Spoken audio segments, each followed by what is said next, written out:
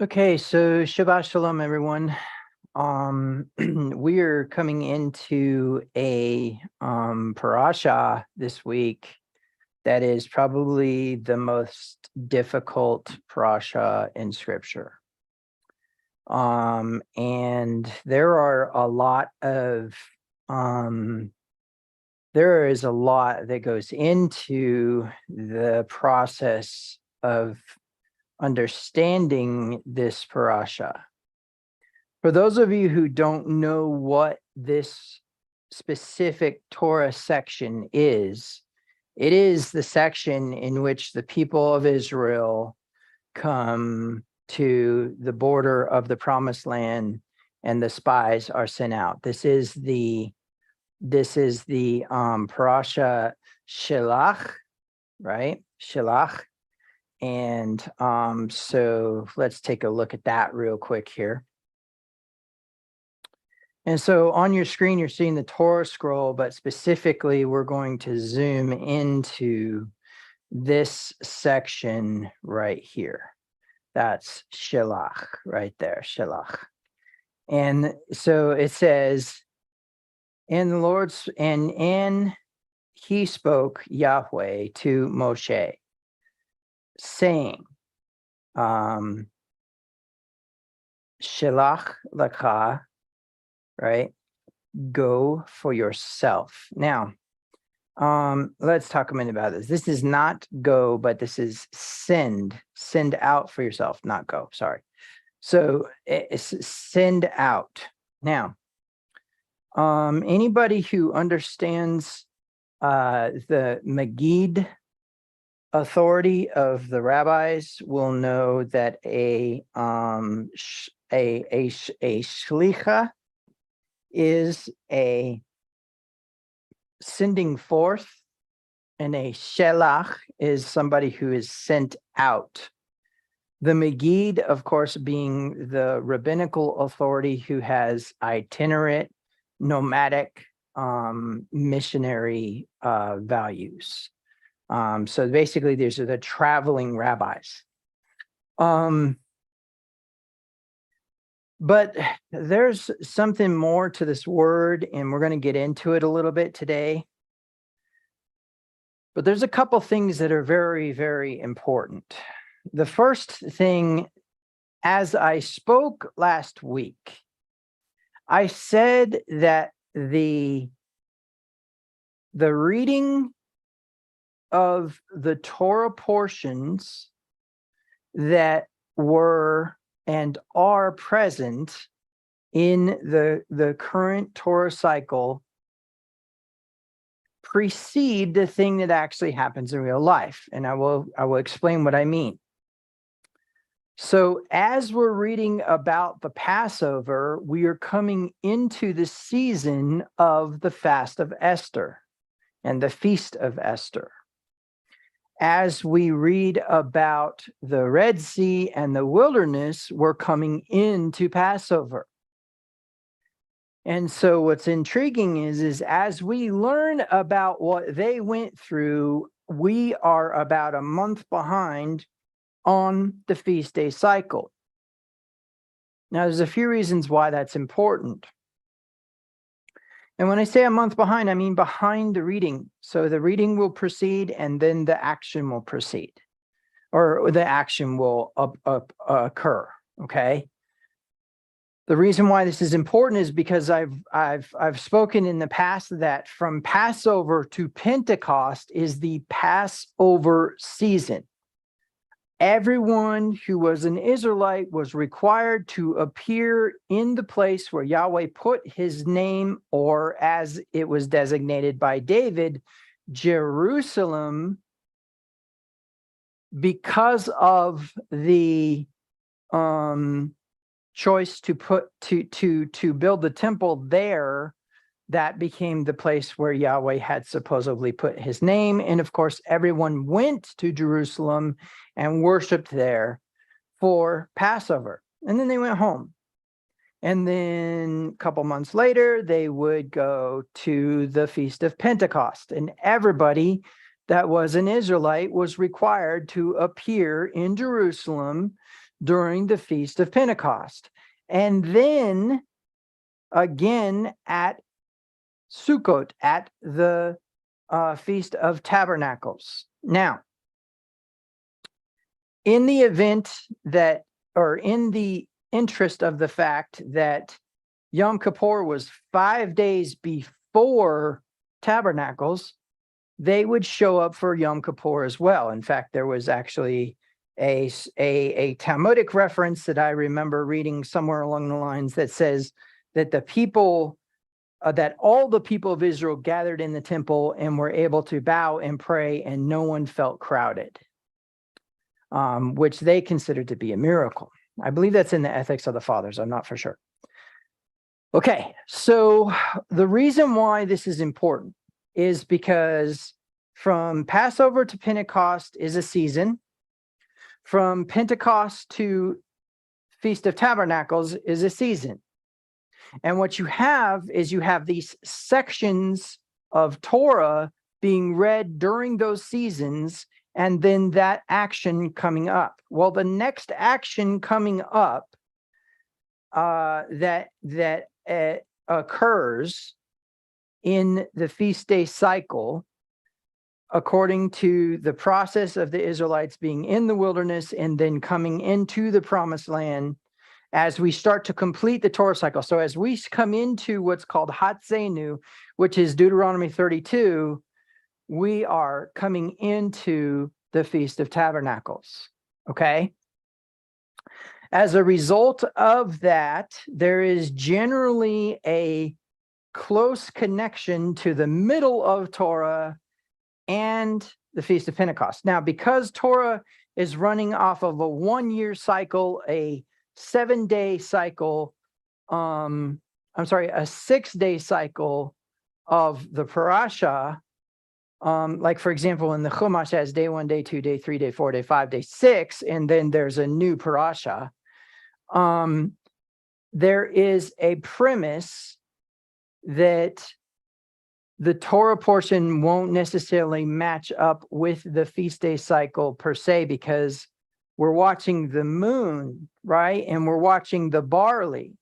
Recall that Passover is not scheduled to fall on a certain time, but instead is the result of the barley harvest. If the barley is ready to be harvested, then Passover begins on the 14th at evening of the first month.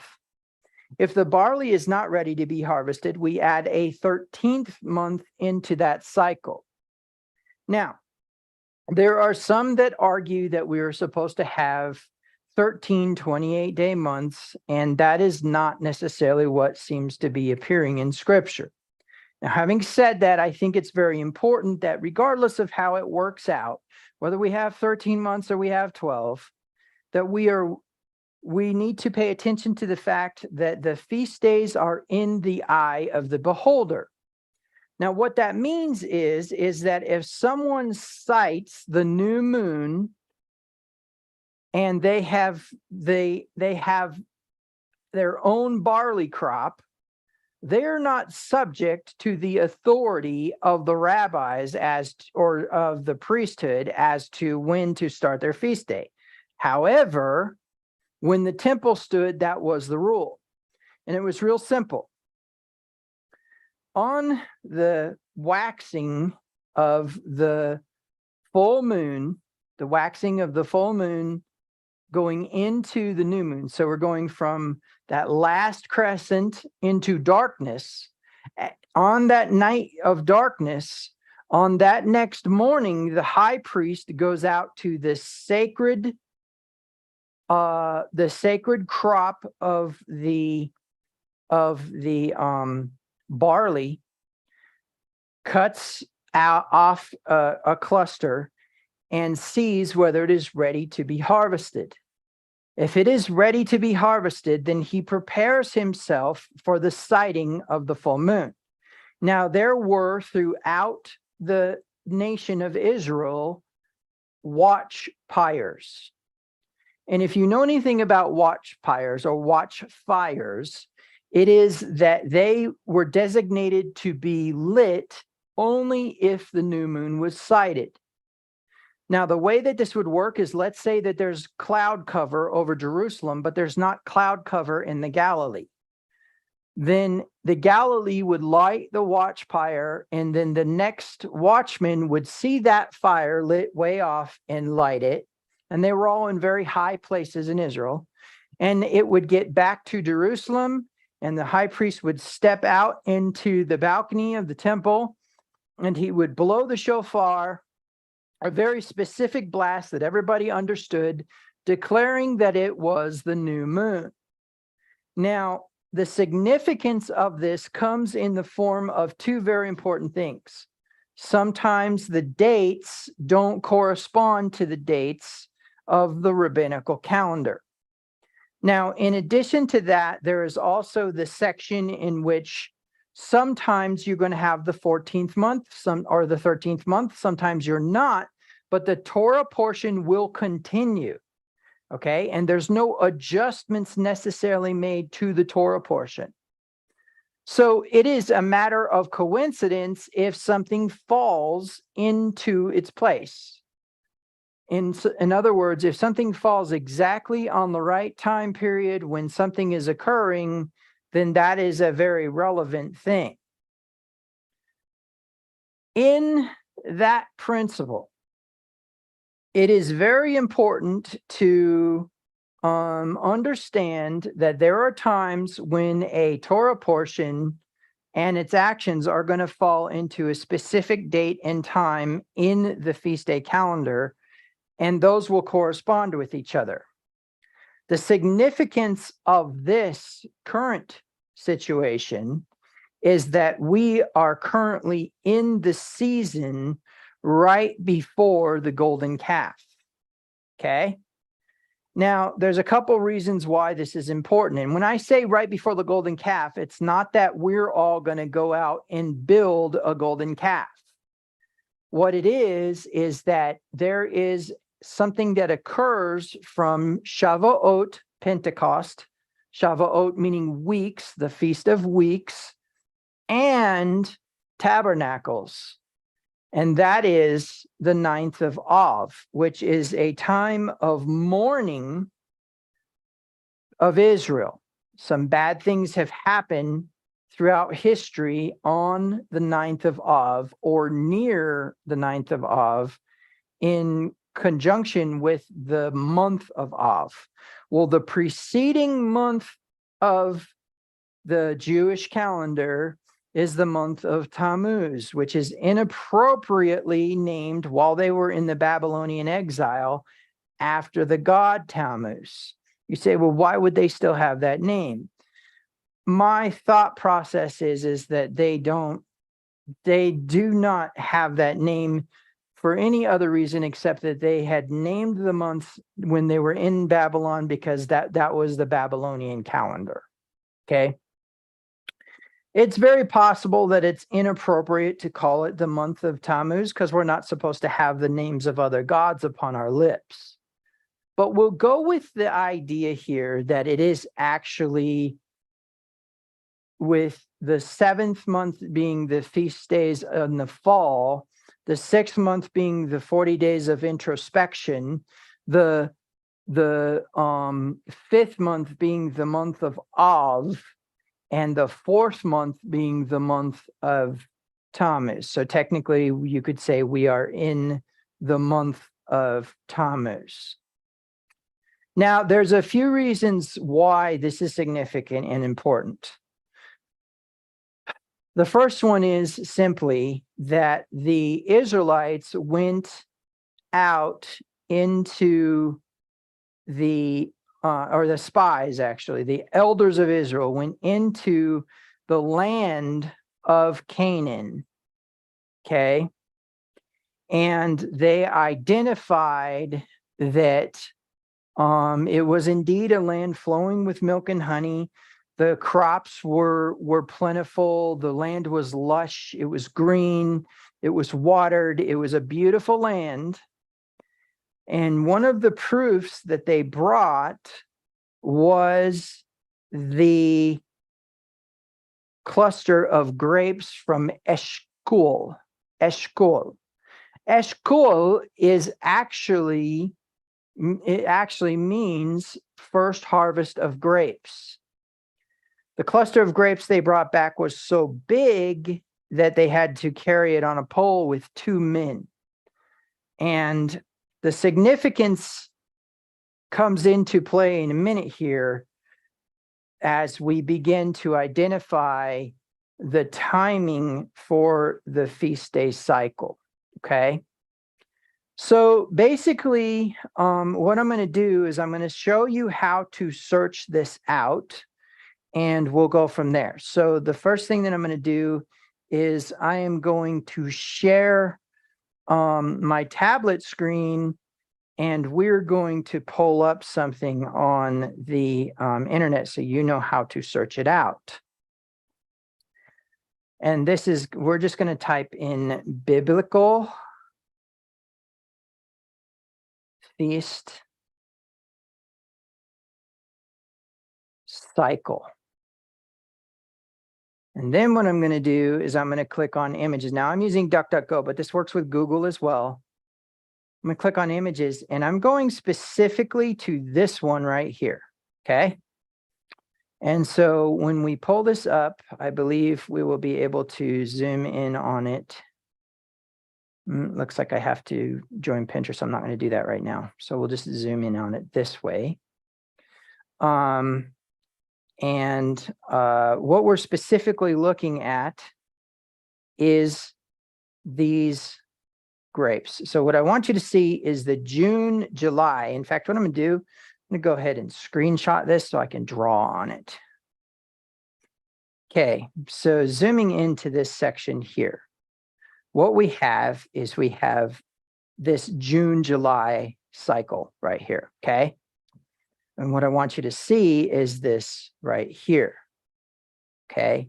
So this is Tammuz. This is the 4th month, okay? Sivan is the month in which Pentecost falls, okay? And Tammuz is the first harvest of the grapes.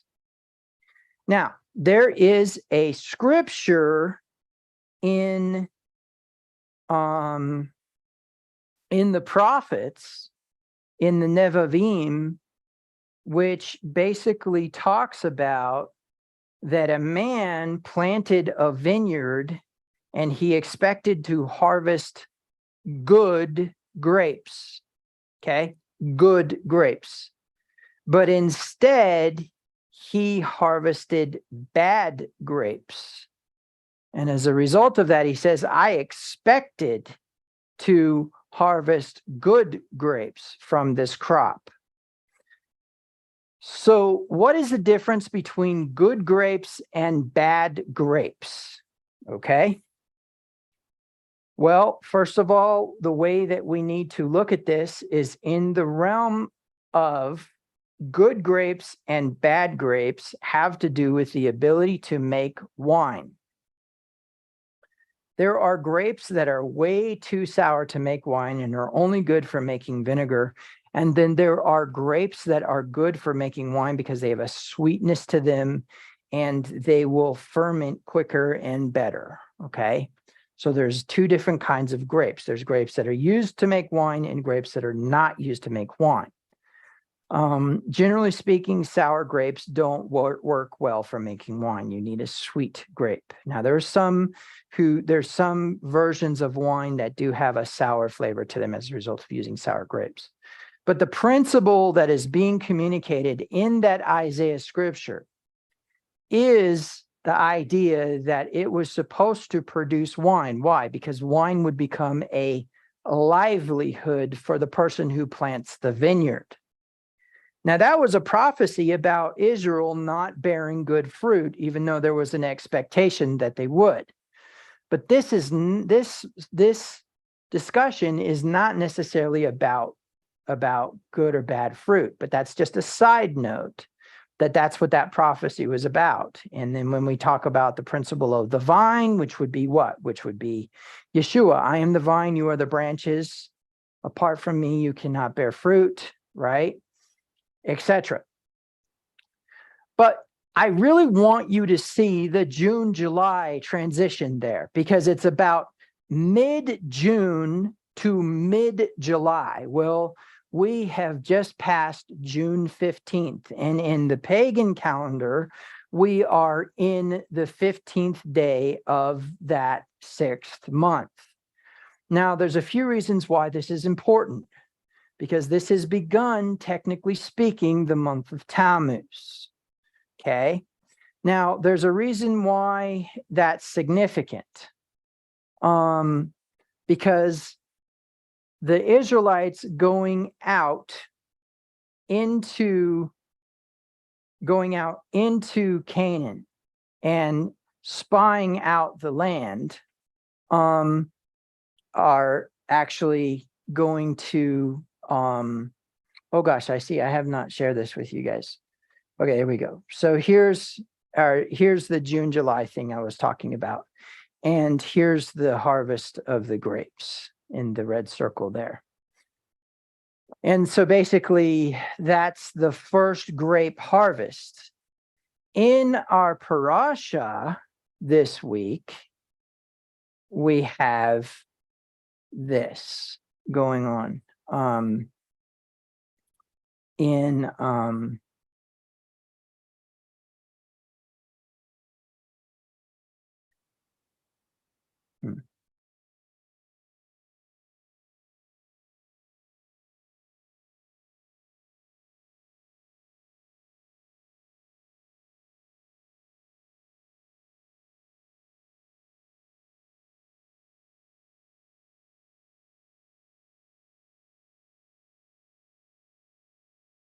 Sorry, I had some technical difficulties there. I actually kicked myself out of the room on accident. Okay, so at any rate, getting back into our discussion, we actually have in the parasha this week a statement in no, so the parasha is actually in Numbers chapter 13. And this is what it says. Then the Lord said to Moses, saying, send out the men for yourself to spy out the land of Canaan, which I'm going to give to the sons of Israel. You shall send a man from each of their fathers' tribes, everyone a leader amongst them. And so Moses sent them from the wilderness of Paran, as the Lord had commanded, at the command of the Lord, all of them men who were the heads of the sons of Israel. Getting through the tribes, we get to the other side of this thing, and it says, in verse 20, it says, and how is the land? Is it productive or unproductive? Are there trees in it or not? And show yourselves courageous and get some of the fruit of the land. Now the time was the season of the first ripe grapes. Now, that's when they leave, right?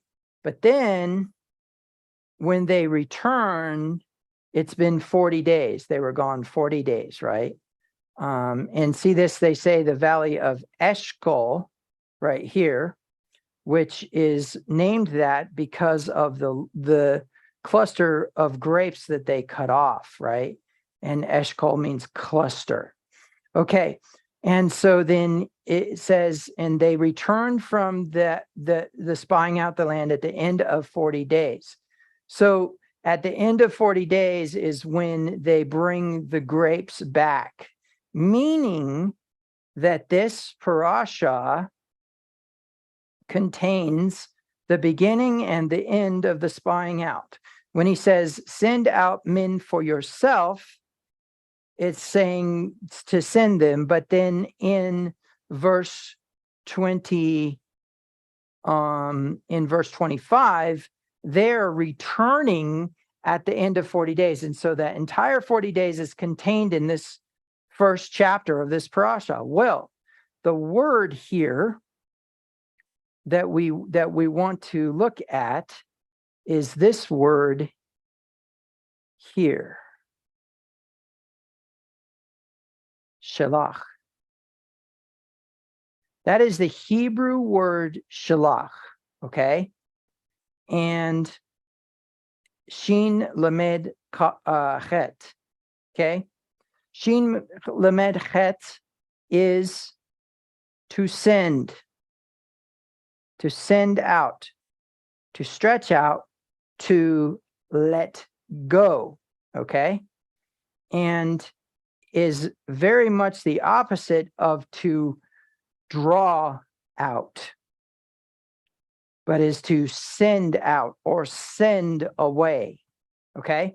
And if we look at shalach, one of the things that we will see is that it corresponds to discussions in Deuteronomy,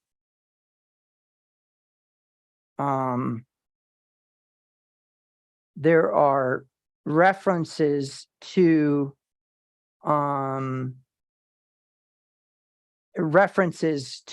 divorce. Deuteronomy 24:1. When a man takes a wife and marries her, and it happens he finds no favor in his eyes because he has found some indecency in her, that he writes her a certificate of divorce and puts it in her hand and sends her away. That is going to be Deuteronomy 24:1. In the Hebrew, though, when it says sends her away, it is, again, our word shalach. Okay?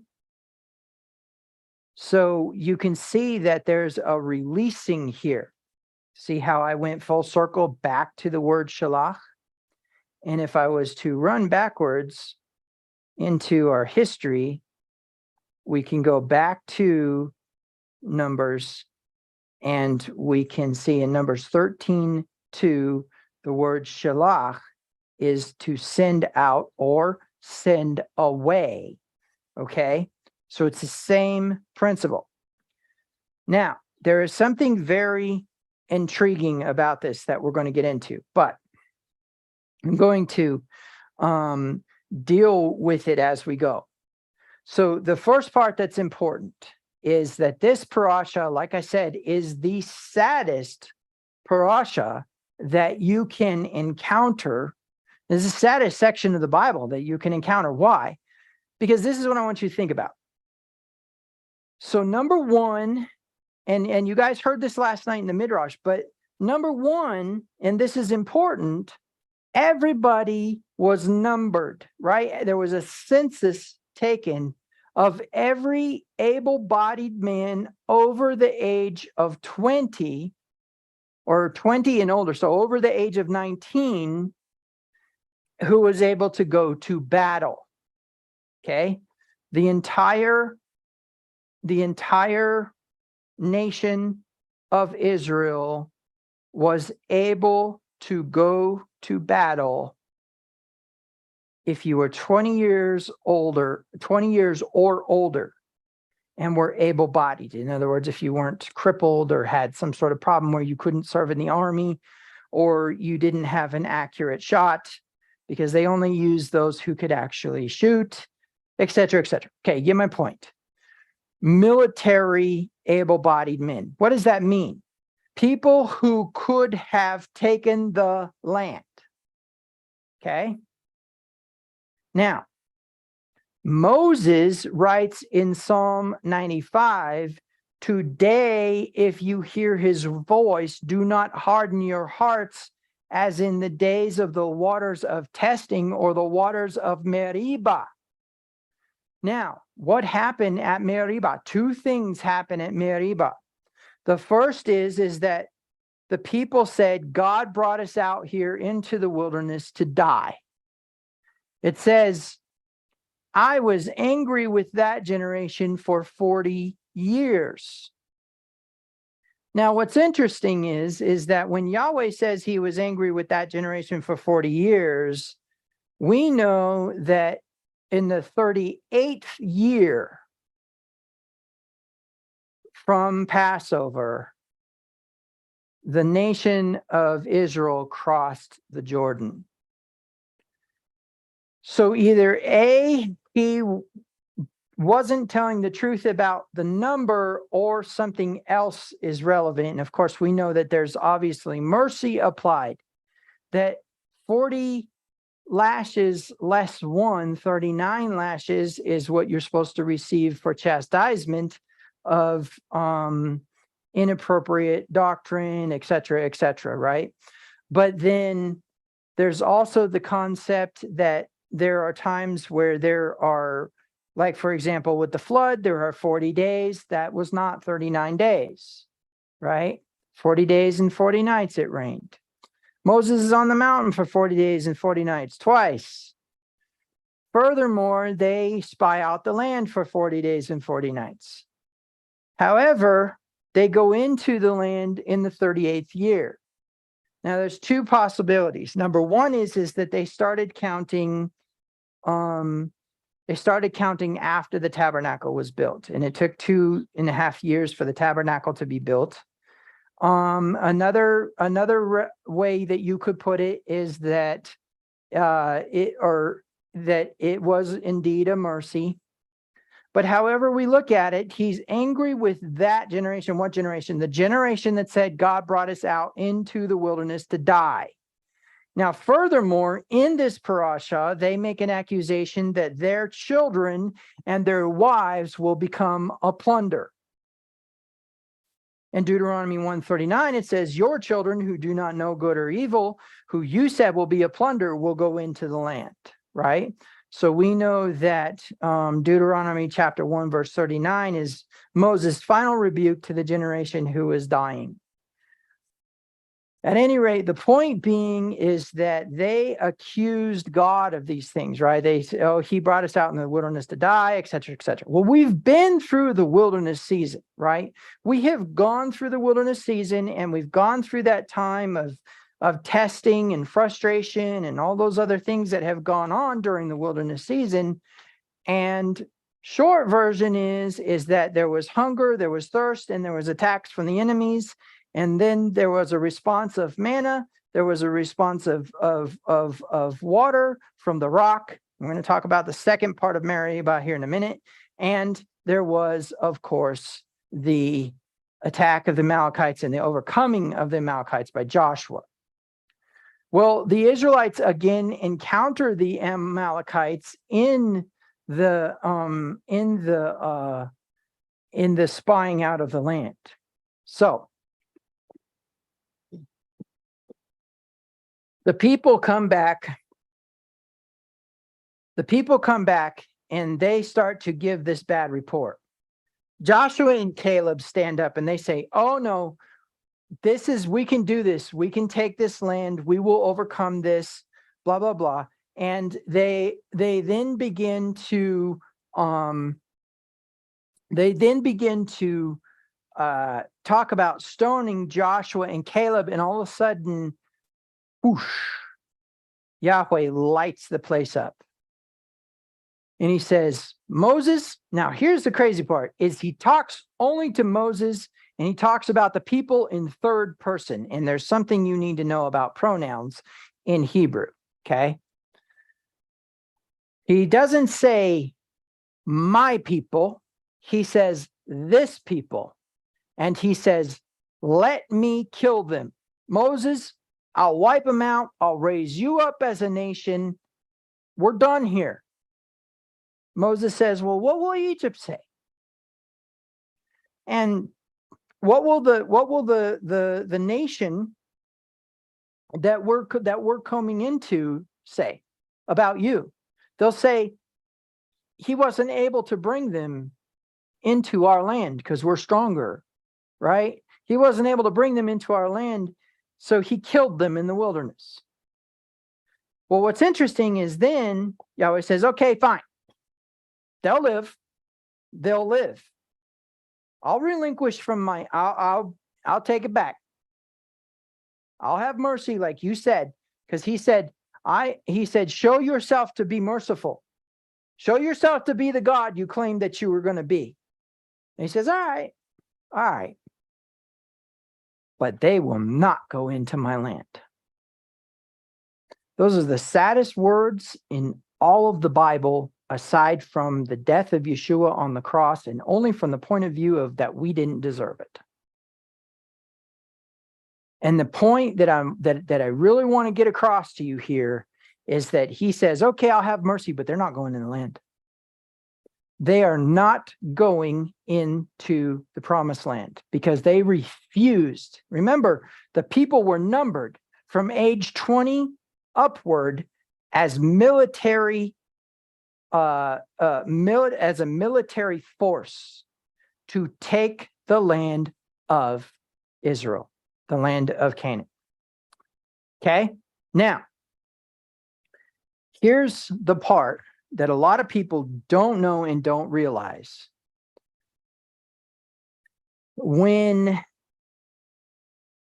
you have committed a sin not unto death, and you go to the priest, and he says, and you say, I have sinned this sin, and I need to offer this thing. The priest will take the offering, he'll take his portion, set it aside, and he will cook to the proper temperature and all the other things that would be required of the meat to be safe for the person to eat.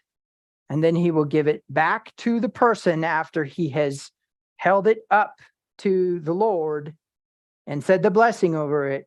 Then he hands it back to the person, and guess what he says? Shlicha. Meaning what? Go and sin no more. Okay? Now, the reason this is important is because when he gives that food back to you to eat, you eat it in the presence of the Father, in the court of the temple, in table fellowship with him as a son or as an adopted son or as a daughter or as an adopted daughter of Yahweh, back in fellowship with him. That's what it meant to be in right standing with the Lord, is that you could eat at his table. And how offensive it was for someone to sit at his table and eat and them not be in right standing with him, right?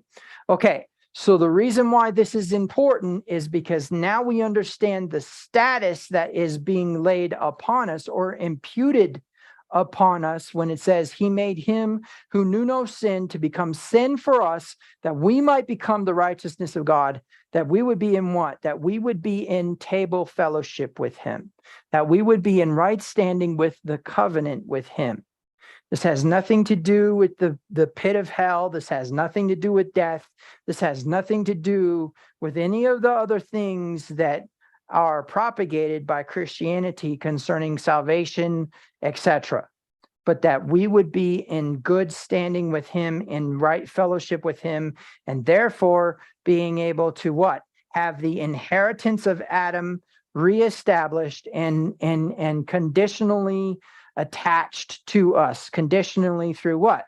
Through proper table fellowship. But did you hear what I said about the priest? The priest says shliach, which means go and sin no more. I'm sending you out. I'm sending you away. Meaning what? That when it says to give her a certificate of divorce, and then says shalach, he's saying to forgive her. Now, here's what I want you to think about. Yeshua says that a woman could only be divorced as a result of adultery. Adultery is defined as follows: do not corrupt it, do not try to manipulate it, and please don't place your Christianese upon it. Adultery is the process of a woman who is another man's covenant promise having a different man. And when I say having, I think you understand what I'm saying. And so as a result of that, we don't have this other stuff going on. When Yeshua says, if you look at a woman with lust in your heart, he's not talking about any woman. He's talking about a woman who is another man's covenant promise. Okay? Now, I will submit to you that that does not equate to a marriage certificate per se, and that does not equate to a public acknowledgement per se, but instead the covenant promise that Yahweh gave to the man in giving the woman to the man. Okay? So now you are allowed to divorce her because of indecency, right? Indecency. When we're looking at the word indecency, what we are encountering is the idea that she has done something inappropriate and not okay. Well, Talmud interprets that as burning dinner, which I don't think is the case, because I think there would be a lot of single women. And if you interpret the Torah inappropriately, those single women could never marry again. At any rate, the point that I'm trying to make here is that the man is to send the woman away, but he is to send her away with a certificate of divorce. So he finds her displeasing. Then he gives her the certificate of divorce, which is a get, right? I will remind you what a get is in a minute. And then what? Shalach. Now, most people think that the sending away is the harshness of this thing. But the truth is that the principle of being sent out is being entrusted. The spies in the promised land were sent out and trusted to bring back a good report. Now, if you would like to know whether or not their shliach stood, the next verse says, and the Israelite leaders, the 10 Israelite leaders who had gone into the land were immediately consumed. Okay, let's look at these verses really quick here. In Numbers chapter 14, let's start in verse 20. So I have forgiven them in accordance with your word. Let's look at this word forgiven. Okay. Look at that. Shalach. Now, let me explain to you something that's going on here. Basically, there's a point in time in the Babylonian exile, because they spoke Aramaic, where the sheen becomes both an S sound and a SH sound. Okay? So we have shliach or shlicha, and we have slicha. Okay?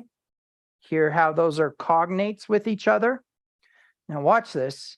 It says to pardon or forgive. It's from a primitive root, to forgive, right? To spare.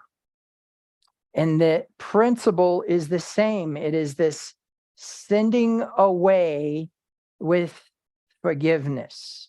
Sending away. Go and sin no more. Okay? Now, so it's technically, in a lot of ways, it is a play on words. To pardon or forgive. And if we look at the usages of it, you can really see where it starts to play out. Okay? In Exodus 34:9, he said, if in any way I have found favor in your sight, Lord, please may the Lord go along in our midst, even though the people are so obstinate, and pardon our wrongdoing and our sin. So, Saliach. All right. So you can see how shaliach and saliach are synonymous with each other. And one is just a cognate of the other. Now, when I talk about cognates, the simple idea is that it's an etymological evolution. Etymology is the study of the origin of words, an etymological evolution. So let me give you an example. When the Israelites go into the promised land, they take their spaces. Benjamin has his space, and a Levite and his concubine stay in the land of Benjamin. And basically what happens is eventually the land of Benjamin commits a horrible act against the concubine. And of course, he then complains to the Israelites. The Israelites come and they fight against Benjamin. But the way that they were able to identify whether someone was a Benjamite or not is if they could say Shibboleth. And if they couldn't say Shibboleth, then they said Sibboleth, then they were put to death. Now, that was what we call an etymological evolution, where somebody pronounced Shibboleth inappropriately, another person caught on to it and said Sibboleth, and so now the word Shibboleth and the word Sibboleth are one and the same. So shaliach and saliach are the same. They are a sending away or a pardoning, a releasing or a letting go. And you'll notice in our verse here, so if we go back to Numbers 13, and we go to our word, shaliach, or shalach, you'll notice one of them is to let go, to let go. And if you look at the Strong's discussion, it says to send away, for, or out in any great variety of applications, right? It's from a primitive root. Well, interestingly enough, that primitive root is lamed chaf. So if we take chapter 20, chapter 14, verse 20, then you can see that there is a play on words here. So Yahweh says, I have forgiven them in accordance with your word. However, as I live, all the earth will be filled with the glory of the Lord.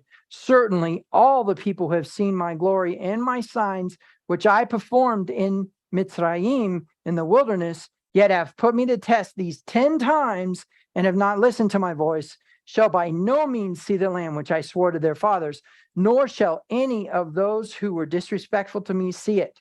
But as for my servant Caleb, because he has a different spirit and has followed me fully, I will bring him into the land which he entered, and his descendants shall take possession of it. And now it says, and he says to Moses, how long shall I put up with this evil congregation who are grumbling against me? I've heard the complaints of the sons of Israel, which they are voicing against me. Say to them, as I live, declares the Lord, just as you have spoken in my hearing, so I will do to you. Your dead bodies will fall in this wilderness. All your numbered men, according to your complete number, from 20 years old and upward, who have grumbled against me, by no means will you come into the land where I swore to settle you. Now, most people will read Deuteronomy 24 and they will look at it and they will say, oh, when he gives her the divorce and sends her out, that means he sent her away from himself. He's getting her away from him because she's unclean or she's horrible. But really the concept is that he's letting go of the bitterness. Remember, Yeshua told the people, Moses gave you the certificate of divorce because of the hardness of your hearts. Well, here's something that's intriguing about the certificate of divorce. And it is this. The certificate of divorce was actually an IOU, okay? It was an IOU and money was put in escrow, or the IOU was put in escrow as that you would become an indentured servant. Let me explain. So here's how this works. When a man got ready to go to war, he would give his wife the get. He would give her the certificate of divorce. It was sealed. And only if she broke the seal was she then going to be in a state of divorcement? Okay. If she didn't break the seal, then she wasn't in a state of divorcement. And what would happen is that he would go to war, and therefore, if he died, or if the report came back that he was missing, she could break those seals and she could receive the dowry amount that was owed her, which was I think it was in the 800s, they started imposing it as 200 pieces of silver. Now, it may have been that much back in the day of Yeshua, but we're really not sure. It could have actually been 30 pieces of silver, which is really interesting number. But the point being is that the certificate of divorce was given to a woman if a man was going out to war. And the reason for that is because once she was released and her husband was dead, she was free to remarry. Now, the significance of this comes into play when we realize that the certificate of divorce was actually a provision given to her if she was sent away from him. But the sending away itself is doubling as the cognate slicha, which is the principle of forgiveness. They both come from the same root, lacha, which means to walk. I'm sorry, lech, which means to walk. So salach and shilach both have that same final two letters, lamed chet, which means to walk. In fact, melech, to go out and to walk. And it is a cognate with lamed kaf, which is lech, which means to walk. In fact, melech means the man or the one who walks among the people, a king, right? So these are all cognate connections to each other. Well, the significance comes in the form of what happens. The lamed chet has the connotation of the idea of separation. And so the principle is that as we go our separate ways, may God watch over you and me, so to speak, right? And so the principle is that it's basically a shaliach is like, for example, when the rabbis were sent out, they were sent out with a blessing.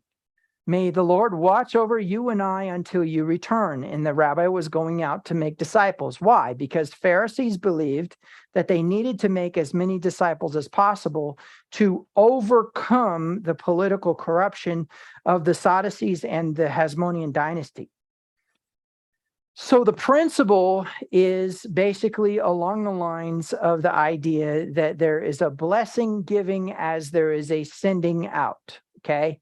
Now, obviously, the man who is divorcing the woman is not necessarily going to be able to, per se, give the blessing, but he is supposed to go in the sense of saying, go and sin no more.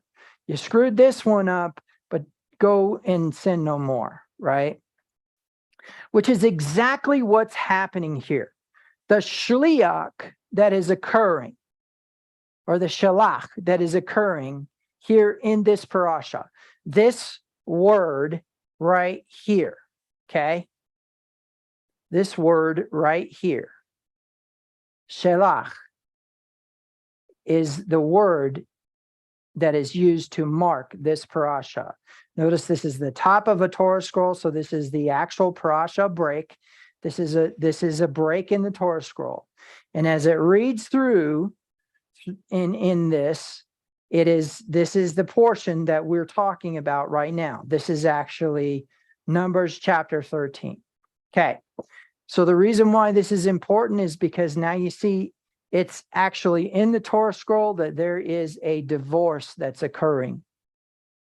However, a divorce is actually a forgiving or a releasing because of that word siliach that basically has the idea of pardoning or forgiveness, a releasing of the sin. Why? Because what are you supposed to do when someone's caught in adultery? Well, if there's witnesses, you're supposed to stone them, right? You're supposed to stone him. If you're going to accuse somebody of adultery on the mouth of two or three witnesses, they are supposed to be stoned to death. But if the man suspects the woman of adultery and does not have proof, he calls the trial of bitter waters.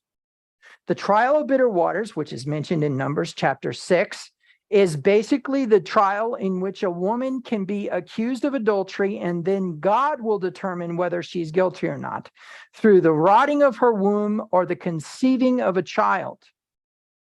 Now, in that process, a husband is not obligated to activate the trial of bitter waters. He can just send her away.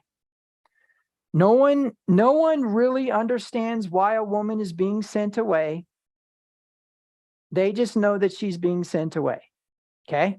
So the man sends the woman away. And what does that mean? That's the part that people don't get. He either activates the trial of bitter waters, has mouth of two or three witnesses, and she's stoned, or she's sent away quietly. If she's sent away quietly, what has he done? In the sorrow and anguish and pain of the jealousy of his heart, he still loves her, and he is sending her away so that she can live.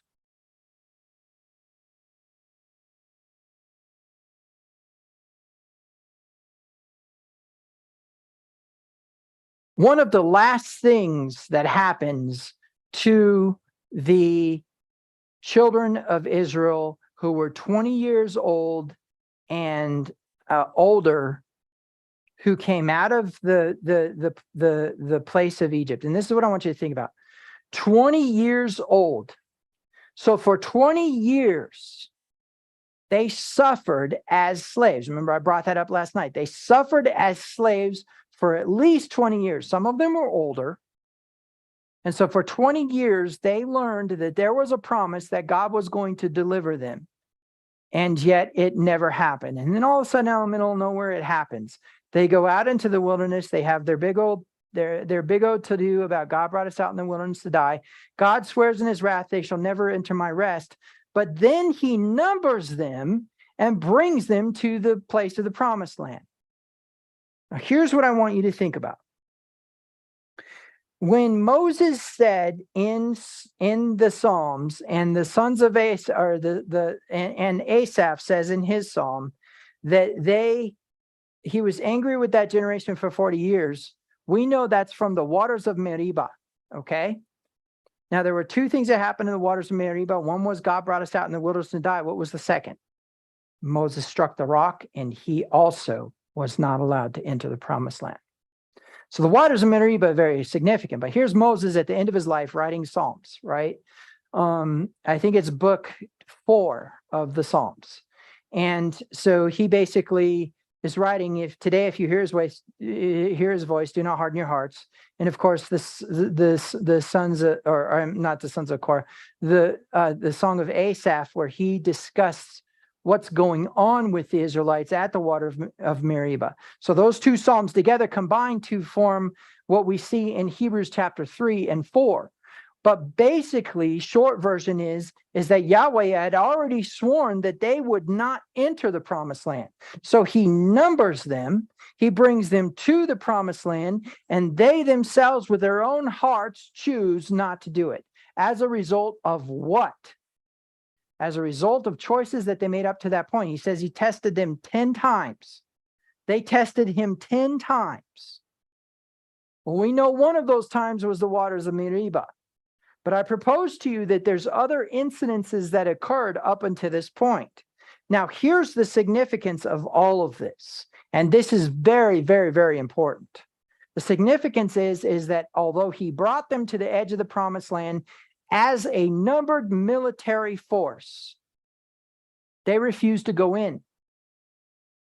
They refused to go in, and that got them the 40 years in the wilderness. However, that, according to Yahweh, was an act of mercy, because Moses says, show yourself to be merciful. Yahweh says, I'll do like you said, but they're still not going in. In other words, he was going to kill them. He was going to wipe them out.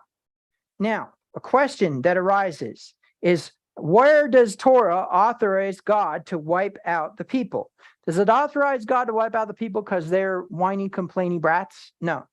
It authorizes him to wipe out the people because they have gone after other gods, or violated the Sabbath, or stolen, or any of the other things that are listed in the group.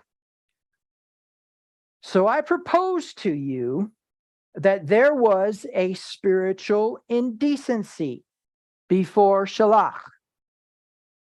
There was a spiritual indecency before Shalach. There was an adultery that occurred. And instead of stoning the people, instead of raining fire and brimstone down on them, or whatever his choice was of how he was going to eliminate over 1 million people, and then raise Moses up as a nation, his hand was stayed, and instead he created a sending away, which was a releasing or pardoning of their sin, but they were no longer pleasing in his sight as what? As a bride. So what was this indecency? Well, this indecency, of course, is in Exodus chapter 32. But in order to know what's going on, we have to go all the way back to Exodus chapter 24. Okay, so let's go there now. Then he said to Moses, "Come up to the Lord, you and Aaron and Nadab and Abihu and the 70 elders of Israel, and you shall worship at a distance. Moses alone, however, shall approach Yahweh, but they shall not approach, nor shall the people come up with him." Then Moses came and reported to the people the words of Yahweh and all the ordinances, and all the people answered with one voice and said, "All the words which Yahweh has spoken we will do." And Moses wrote down all the words of Yahweh. Then he got up early in the morning and built an altar at the foot of the mountain with 12 memorial stones and 12 for the 12 tribes of Israel. He sent young men of the sons of Israel, and they offered burnt offerings and sacrificed bulls as peace offerings to Yahweh. Moses took half of the blood and put it in basins, and the other half of the blood he sprinkled on the altar. Then he took the book of the covenant and read it as the people and listened, and they said, "All that Yahweh has spoken we will do, and we will be obedient to." Now, before we go any further, what was the covenant thus far? What were they given? They were given the 10 commandments plus the mishpatim. The break in the narrative in Exodus chapter 20, verse 18, where they said, "Oh no, Moses, you go in." After that, Moses continues to hear and receive instruction. So once all that's finished and he has received all that, which is the mishpatim, right? These are the judgments which Yahweh spoke to Moses. That's what he reads to the people here in this verse. Moses took half the blood and put it in basins, and the other half of the blood he sprinkled on the altar. Then he took the book of the covenant and read it as the people listened. And they said, "All that Yahweh has spoken we will do and be obedient." So Moses took the blood and sprinkled it on the people and said, "Behold the blood of the covenant which Yahweh has made with you in accordance with all these words." Then Moses went up with Aaron, Nadab, and Abihu, and the 70 elders of Israel. And they saw the God of Israel under his feet. There appeared to be pavement of sapphire, as clear as the sky itself. Yet he did not reach out with his hand against the nobles of the sons of Israel. And they saw God, and they ate and drank. Now Yahweh said to Moses, "Come up to me on the mountain and stay there, and I will give you the stone tablets." Now, going over to chapter 39. In chapter 39, this is what we have.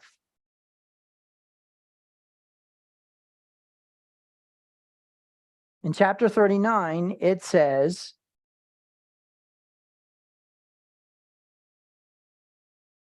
"And Moses examined all the work, and behold, they had done it just as Yahweh had commanded.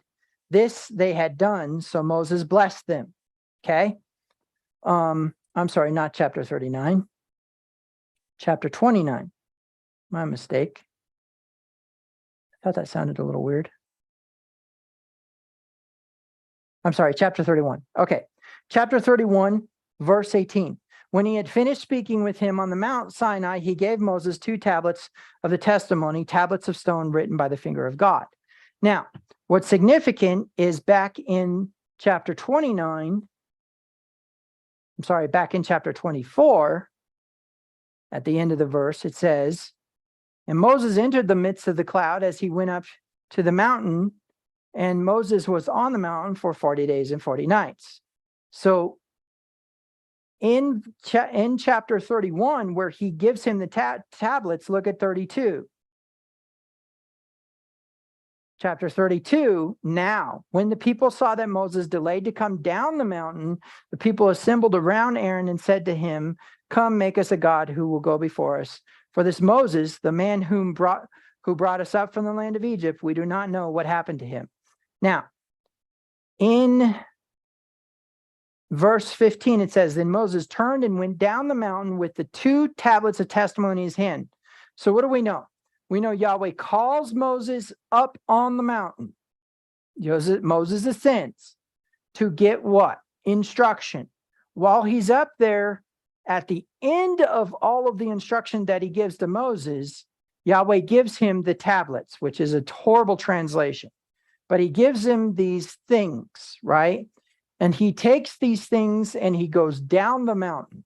So the point that I'm trying to make is that this golden calf incident occurs after the covenant was affirmed with the people with blood. Okay? What kind of covenant was it? Well, according to Jeremiah 31 through 34, it is a covenant of marriage. Behold, the days are coming, says the Lord, when I'll make a new covenant with the house of Israel and with the house of Judah. Not like the covenant which I made with their fathers, which they broke, although I was a husband to them on the day when I brought them out of Egypt by my hand. Right? In other words, what he's saying is it was a marriage covenant. I was a husband to them, a Baal, a husband to them. And so now, as we encounter this, what we will see is that this marriage covenant was violated with the golden calf. Why? Because he says, you shall have no other gods before me. Now, the next thing that happens is the spying out of the land. The spying out of the land starts with Yahweh. Remember, it's face-to-face discussion with Moses. Moses is just writing stuff down, and the spying out of the land starts with the word shilach, sending away. This parasha is a divorcing of Israel. Now, people would say, well, wait a minute. They later on go into the promised land. Yes, that's true, but which generation? Now, what's interesting is what it says in Deuteronomy chapter 1, verse 39. We'll go there. Deuteronomy chapter 1, verse 39. And I believe we're going to need to be in the NASB for this one, for the wording to be what I'm looking for. And just so you know, I don't jump around from scripture to scripture because I think a verse is convenient. I jump around from scripture to scripture because I feel like that's the best translation of that specific verse from Hebrew. And since you don't know Hebrew, I have to choose those verses out. Moreover, your little ones who you said would become a plunder, and your sons who this day have no knowledge of good and evil, shall enter there, and I will give it to them, and they shall take possession of it. I'm going to propose something to you guys that's going to kind of be pretty interesting.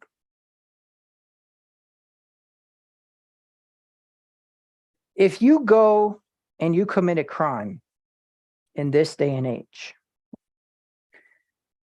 there are consequences. There may be time that you spend in jail or prison. There may be a fine that you pay, and there may be labor that you do. And depending on what state you're in, those may all equate to labor. But the principle is the same. The principle is that when you have completed that, so at the beginning of that, you receive a certificate of jurisdiction, okay? And the certificate of jurisdiction basically is it's a submitting of your wardship to the state or to the municipality that you're in. When you receive this document says that they have jurisdiction over you until a specified date.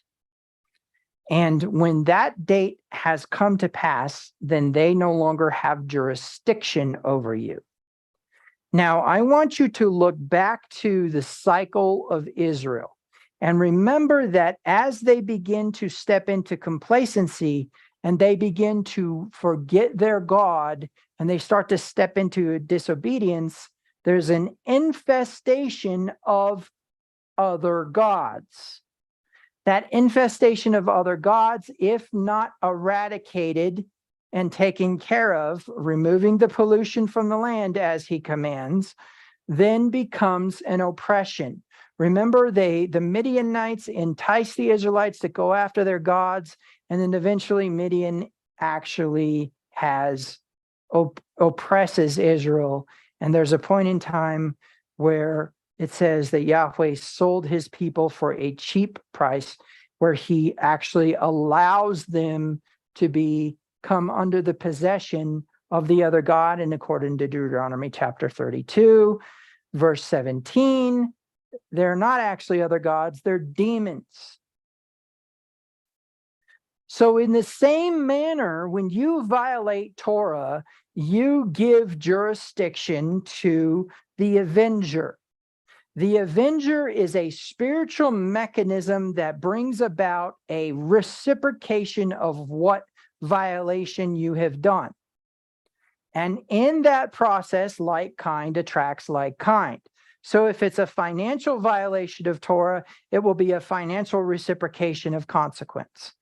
But what's interesting is the satisfaction of that judgment then takes the jurisdiction away from the avenger.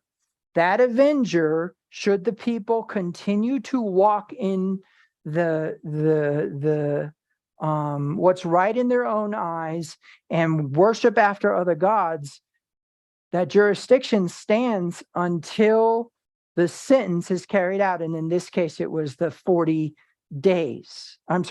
years. Once that generation died, guess what? There was no sins of the fathers being visited on the children in the third and fourth generation. Yahweh gave a way for the children of Israel who were going to be going into the promised land to not have the generational curse be upon them. Now, that doesn't mean that parents go out and start offing themselves or unaliving themselves so their children will not have consequence, but it does show that shiliach, as much as it's a divorce, is actually an act of mercy on the generation who would be going into the promised land. And that's why Yahweh makes the statement he makes in Deuteronomy chapter 1, verse 39.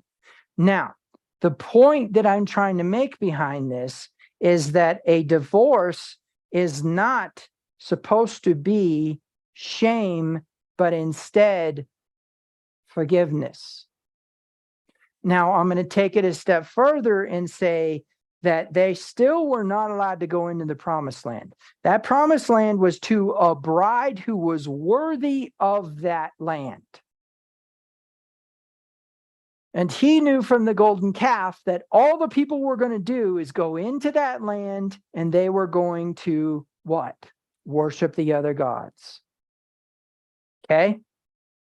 Now, the significance here is that in Judges chapter 3, verse 6, I think it is, it says, it might have been 6, verse 3, it says that these are the nations which Yahweh left in the land so that the next generation of Israelites would learn war.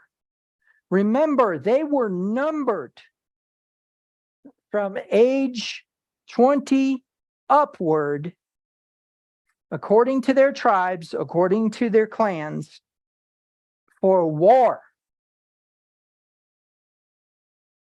But I want you to really get your mind wrapped around something significant. Do you remember when David had the sin of Bathsheba, and there was the moment when the baby is going to die, and he goes and he begins to fast and throw sackcloth and ashes and be in the dark room in the chamber by himself and won't let the servants come and take care of him? And he fasts and he prays and he weeps and he begs God.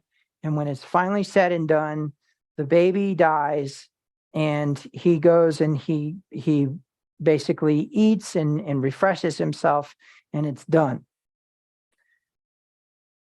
There is a sentiment that David had that these Israelites didn't understand, that Moses understood, and that we should understand. Shaliach is not sending away in the sense of that now we're going to go before the courts in Colorado, and myself and my wife are going to be legally separated from each other, and eventually the marriage is going to be dissolved and equal portions of property are going to be divvied out to each one of us. That is not sending away. Sending away is go and sin no more. He was telling the Israelites, go and sin no more. Did they do that? No, hindsight's 2020. What is the last thing that this generation of Israelites did? The sin of Baal Peor. And if it was not for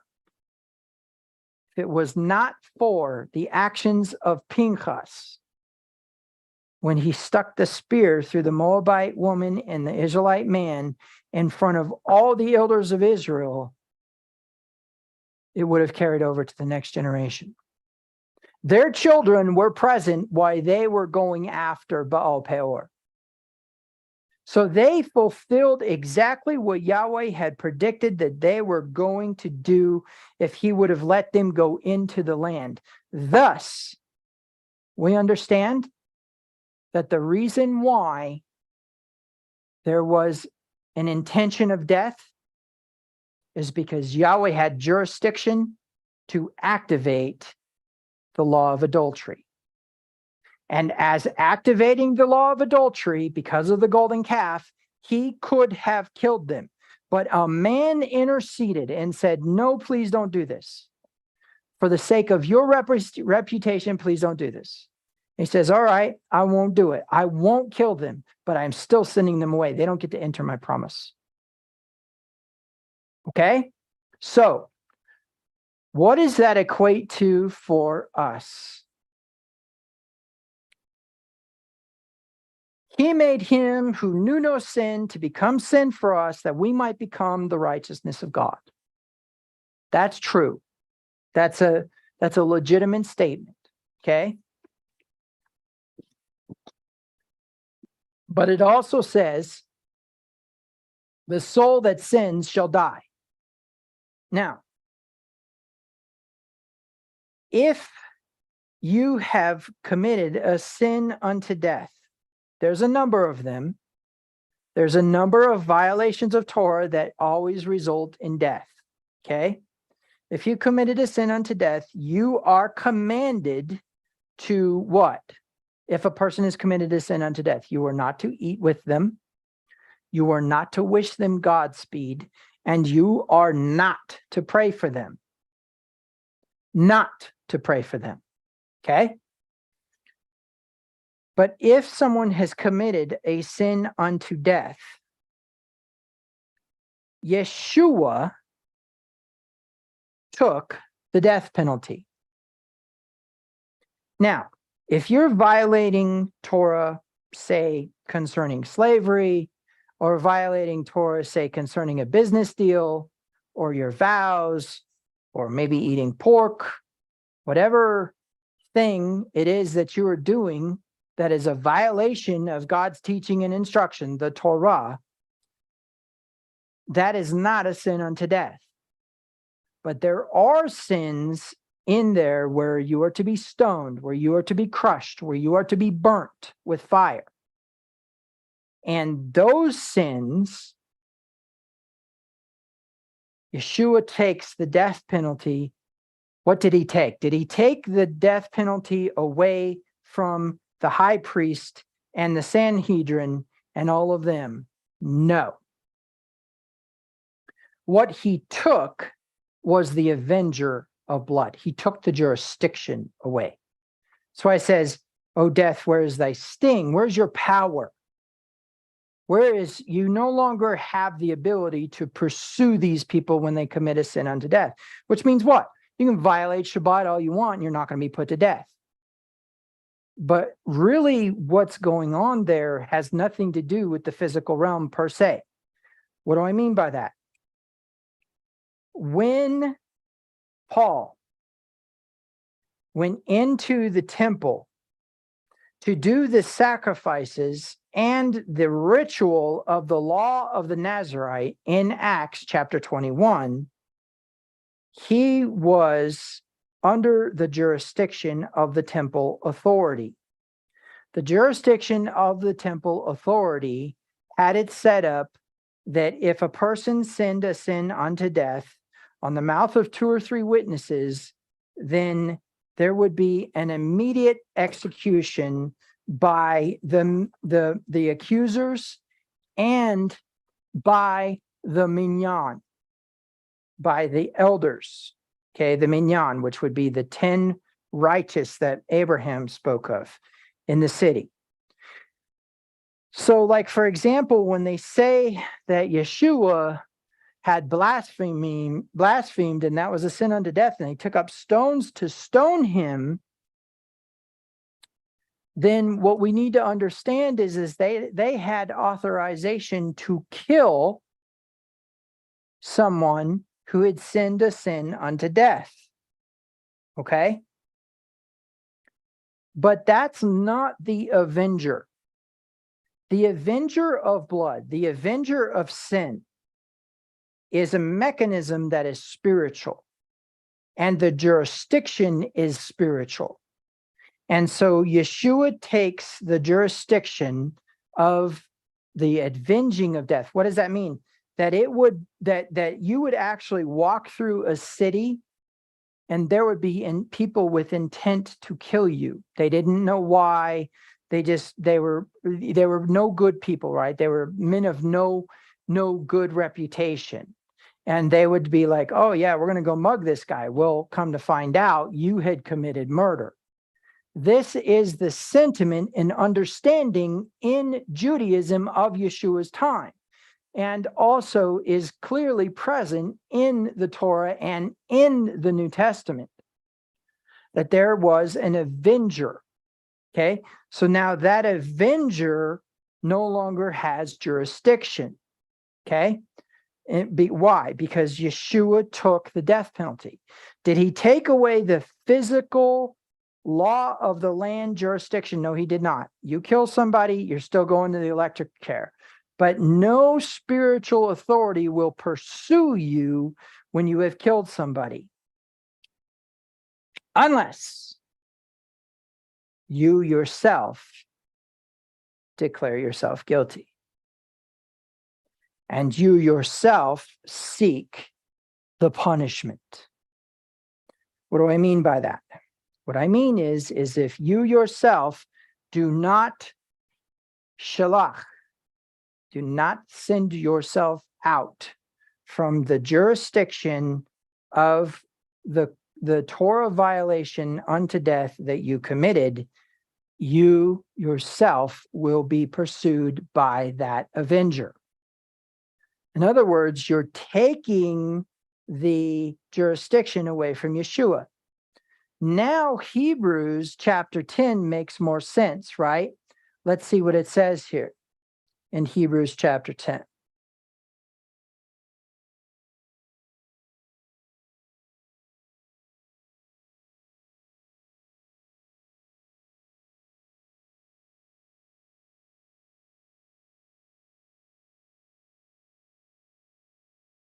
Verse 26, for if we go on sinning willfully after receiving the knowledge of the truth, there no longer remains a sacrifice for sins, but a terrifying expectation of judgment and the fury of fire, which will consume the adversaries. Guys, listen to me now. This is not something that has jurisdiction over you, but that you put jurisdiction over yourself. What's my point? The Israelites have these 40 years in the wilderness in which they are not allowed to go into the promised land. During those 40 years, they were given the shalach, a go and sin no more, right? A sending away, an entrusting of that sending away. As we part, I entrust to you your mission. And as we part, you go and sin no more. As we part, be blessed. May the Lord watch between you and I until we are together again. Okay? And so the premise is then, as we go through this, that there is an idea that you are actually bringing the judgment on yourself as a result of rejecting the sacrifice of Yeshua. That's what this verse means. This verse does not mean that you can lose your salvation. This verse does not mean that you are to, that you are to somehow be afraid because God now is your enemy. That's not what this means. This means that if you have sinned willfully after receiving a knowledge of the truth, what's the knowledge of the truth? He made him who knew no sin to become sin for us, that we might become the righteousness of God. There is no longer remains a sacrifice for sins, but a terrifying expectation. Who is expecting that? You are, not Yeshua, not God, not the angels, not your friends. You are. When you have committed a sin, when you go to Yom Kippur, if you walk into Yom Kippur with the pride of your walk, whether it be that I'm just this wonderful Christian, I have this great job and this wonderful wife, I have a truck, a gun, and a dog, and I live the American dream, therefore I'm okay, I'm a good person. Or you go into Yom Kippur beating your breasts, Lord, have mercy on me, a sinner, is what determines how the avenger works. So if you go into it saying, oh, thank you, God, you have not made me like this tax collector, then the avenger will come and bring judgment upon you in the season in which you committed the sin unto death, or you committed the sin, the violation of Torah. Okay? However, the sins unto death, there is no avenger. Now, I know that sounds a little bit confusing, but you need to understand that he died so that you don't have to. But you need to understand that if you don't release yourself, if you don't shalach yourself from it, then the avenger will pursue you. So now getting back into our discussion about Yom Kippur, as the next year rolls around and the season of your sin rolls around, now all of a sudden that will come as a reciprocation. So if you stole, you'll be stolen from around that time that next year. If you go into Yom Kippur beating your breasts, then you'll come around to that season with the temptation to steal again. Because true repentance has not occurred until you are again tempted and you overcome it. To he who overcomes are the rewards given. So now you, what? You overcome that temptation. Now we come back around to Yom Kippur again, and it is determined now, since you overcame that temptation, that you have avenged your sin. Therefore now, having been obedient, there is a blessing. Remember, faith brings the birthright, obedience brings the blessing. So now that season again, the next year, so now we're into like the third year, now you have received the opposite of being stolen from. You will receive an abundance with no explanation why you received it. That is the function of the judgment of Torah. Now, should you walk in the guilt and shame of an already released sin, then you will bring about again an avenger. And that avenger won't know why they're supposed to have jurisdiction. They just do. Okay? So the avenger will act with the level of vengeance that you believe that you deserve in that moment. Now, as a result of that, what happens is now you have injustices happening to you. You don't understand why, and it's because you walk in guilt and shame that is not merited. Okay? It would be like the children of Israel who were not part of this rebellion. So the next generation who are supposed to go into the promised land, refusing to go into the promised land because their parents sinned against Yahweh. Or refusing to go into the promised land because somehow they were a bad person because their family bloodline was part of the rebellion. Okay? Now, in contrast to this, it is absolutely important to understand that if you are willing to allow the shalach to occur, then you understand that you are supposed to go and sin no more. My blessing be upon you. May the Lord watch between you and I while we are apart from one another. And you are pardoned. You are released from that sin. So, however much this section of scripture is saddening and overwhelmingly disturbing, that you would go 20 years in slavery to something, God deliver you with a strong hand.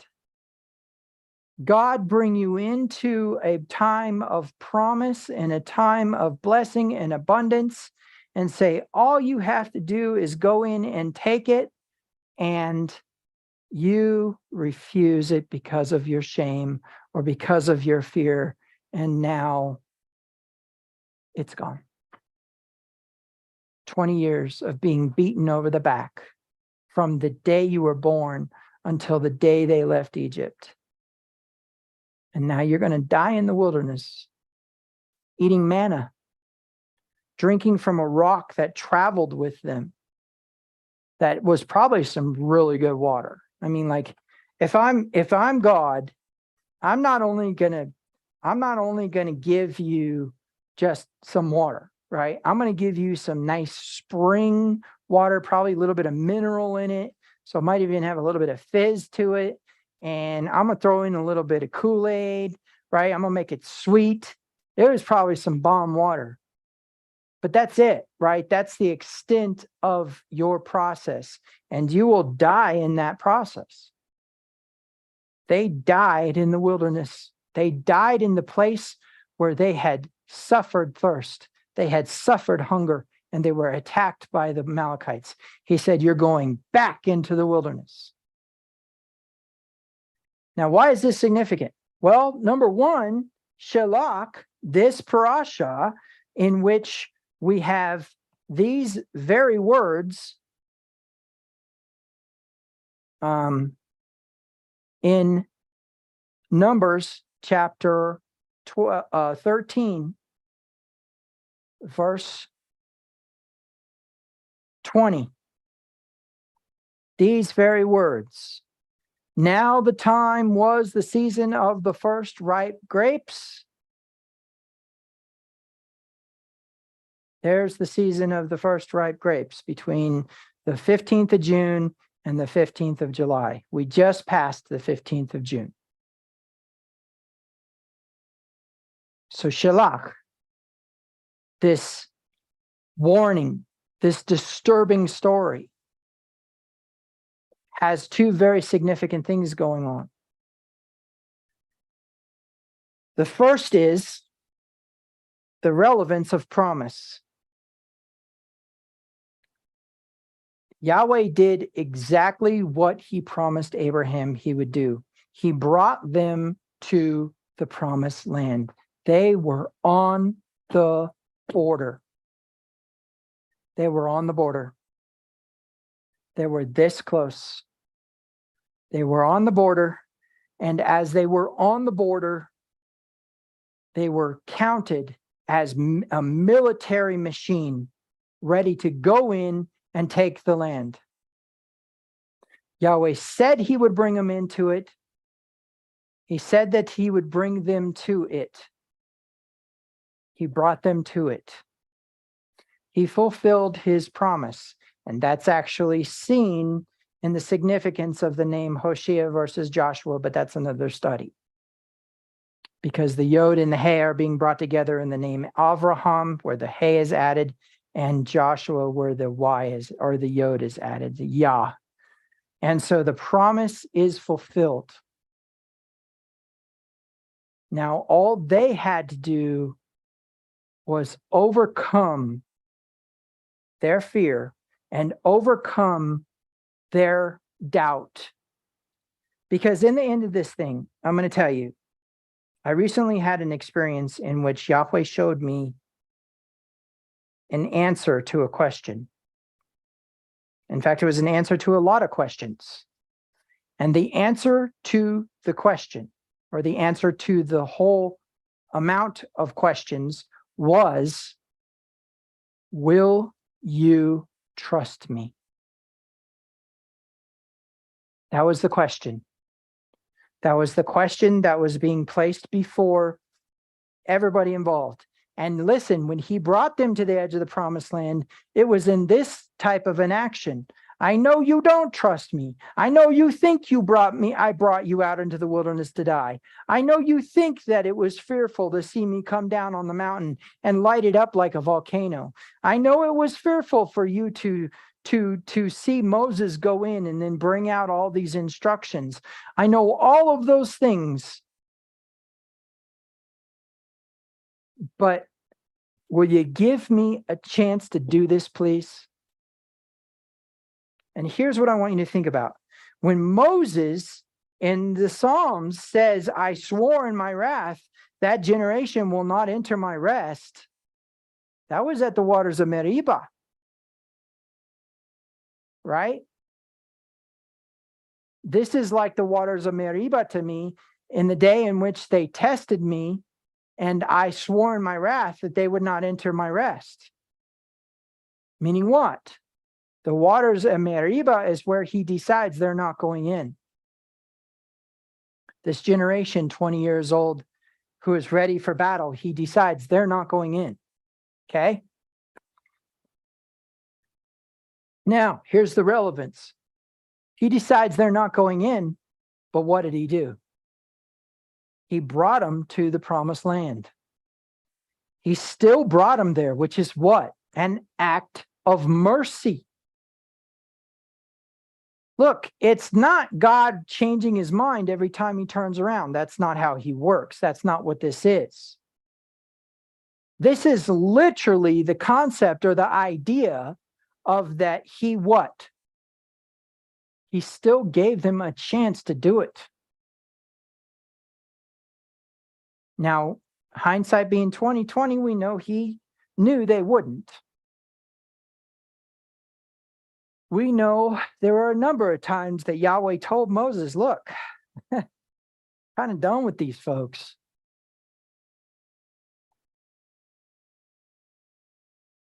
And after the golden calf is when they finally took some spiritual humility. And remember, last week we talked about humility. As the prosperity increases, think about this. They went from dead desert, hunger, thirst, attack of marauders who were able to survive in the desert better than them, to a land flowing with milk and honey, with grape clusters so big that you had to tie them to a pole and carry them between two people. That's progress. That's prosperity. That is fatness. That's an increasing in abundance. To them refusing to go in because of their fear. But I propose to you, it's very possible, because after the golden calf incident, one of the things that the Israelites did, which I don't necessarily feel was a commandment from God per se, but instead was a reaction of their shame, they stopped wearing gold. Okay? Looking in the scripture of Exodus chapter 32,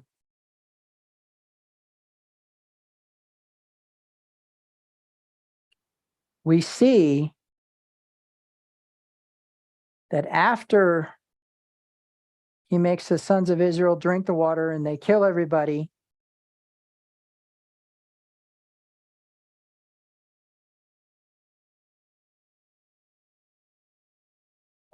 I believe it is going to be in verse 30 or in chapter 33.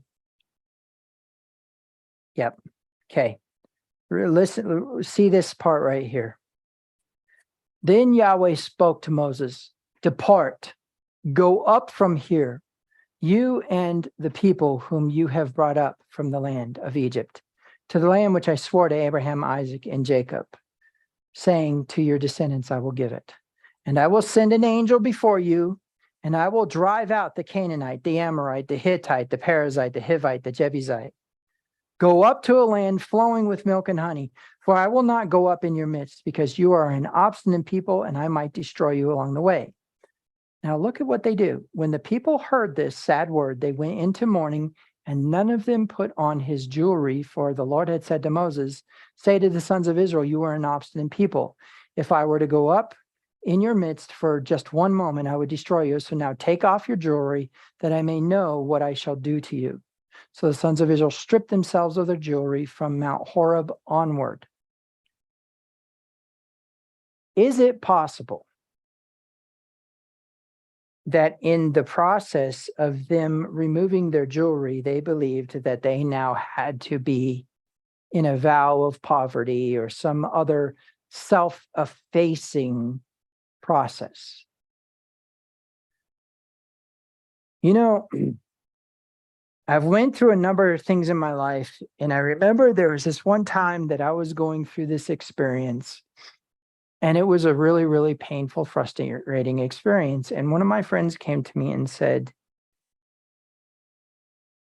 "When is the cross going to be enough?"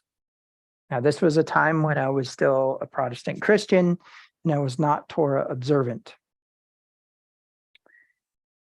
And I said, "What do you mean?" And he said, "Well," he says, "did Christ or did he not die for your sin?" And I said, "Yeah, of course he died for my sin." He said, "So when is that going to be sufficient as taking your sin?" I was like, "What do you mean?" And he goes, "I know you're in these circumstances and you appear to be being punished, but the truth is that you continue to make it worse. You continue to invite pain into your life because you want to suffer for what you've done wrong." I said, "I don't understand." And he said, "Well," he says, "the best way I could put it to you is you keep calling more judgment upon yourself, and you will not let Christ just be on the cross. You're trying to take him off the cross. You're trying to remove him. And if you remove him, then it is a fearful thing to fall in the hands of a living God. You need him to take this sin, and you need to let him take this sin." The point behind that story and the point behind the understanding is that, number one, Yeshua's sacrifice was enough for the mistakes that you have made in the process of death. But I want you to think about what David did, what Moses did in this specific parasha, what many other people have done, Nehemiah and Daniel and other people have done, where they went and they said, Lord, have mercy. One last thing that I would like to look at is in Numbers chapter 14,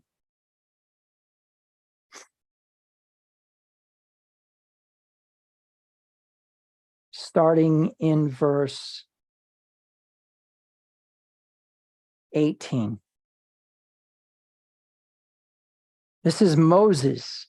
The Lord is slow to anger and abundant in mercy, forgiving wrongdoing and violation. Right? Now, looking at that word right here, the Lord is slow to anger. That's this part right here. But then what? Rav Chesed, great in mercy. Great in mercy. Going to this word chesed, it is goodness, kindness, faithfulness. It is what? It is to be good or kind, from the root word chasad. Chasad. Okay? From a primitive root, perhaps to bow the neck only, in courtesy to an equal, or to be kind to somebody. Okay? Now, if we go into the ancient pictographic Hebrew, we will find that this word is pretty interesting. Just pasting the Strong's Concordance number into the search function of Amazon Kindle, and it's going to pull up this word. And it is the principle of to bow the head at the neck. And it is from the root chas. So by adding the dalet do we get our word, but going back to the parent root of chas, this is what we're going to find. To support, spare, bow, diminish. But the concrete is refuge. Now notice there's no pictographic definition, which means that when they were examining this, the pictograph didn't necessarily jive with it, but I'm going to show you that it does.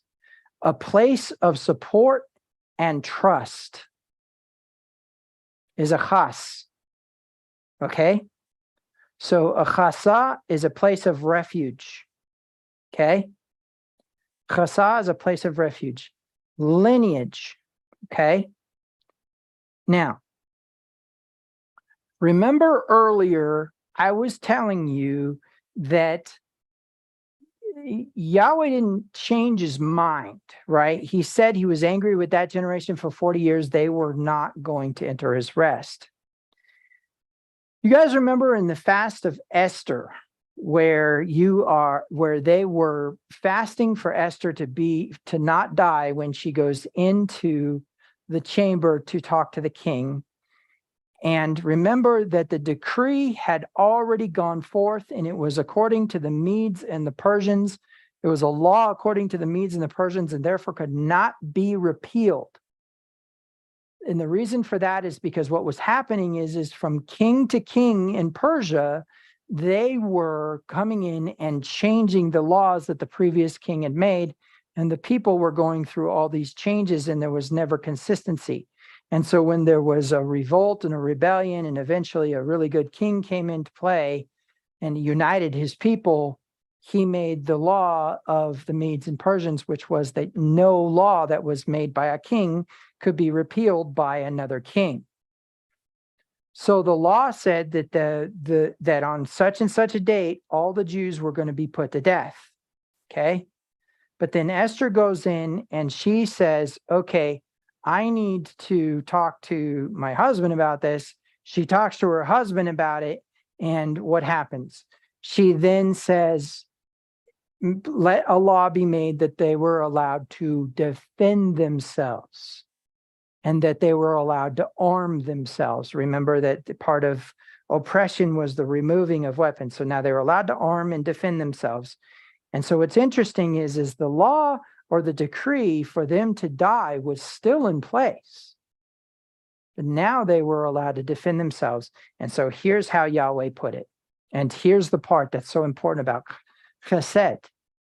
Chesed is a refuge, a place to hide from the wrath to come. Okay? And so the best way you could put that is if you encountered somebody who was about to kill you and you bowed to them and called yourself their servant, they have a choice whether to kill you or protect you, because now you're putting them under their jurisdiction of protection. Understand? As soon as you take a knee and you surrender from the battle, you're putting yourself under their protection. Now, they're the ones who are supposed to kill you, so they still have the decision to make. But Yahweh did is he gave them a way to go in and take the land under his protection. Proof? What's the next part of the parasha say? The next day they said, you know what? We were wrong. We repent. We're going to go ahead and we're going to go in and we're going to take the land. Well, we're going to go in and take the land. And Yahweh was like, no, I ain't sent them to do that. And Moses was like, he hadn't sent you to do that. And they got their butts kicked.